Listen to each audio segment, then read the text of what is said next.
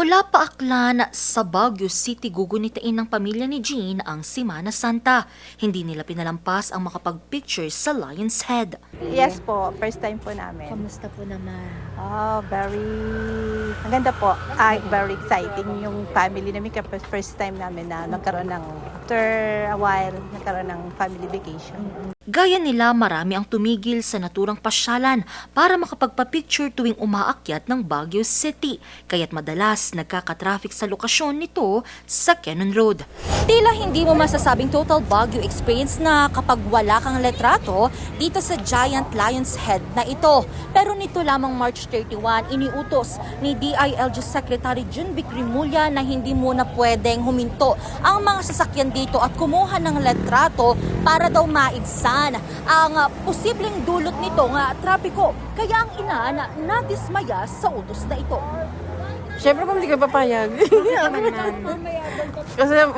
kasi gusto namin mapuntahin yung lugar nito kaya walang pipili sa amin. Panibagong tinik naman sa dibdib ang utos na ito ng kalihim para sa mga tendera at tendero sa pasyalan. Tataka rin kami ma'am, bakit wala naman pong traffic. Kumbaga lugi negosyo na. Ang kumamamalin ma'am ata, siyempre sumangsang at ito'y bagyo, ti papapananda kat ito'y layon ma'am.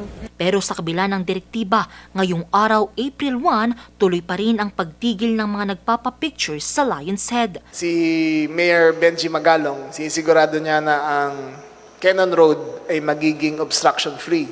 Number one notorious dyan, yung Lion's Head. Tumitigil yung mga tao doon para magpa-selfie. Nagiging backed up ang traffic sa lahat. So, titigil yon, may isang lane lang na pwede.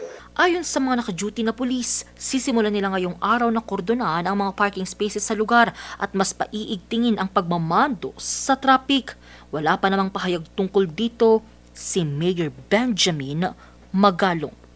Angel Arquero, RNG News.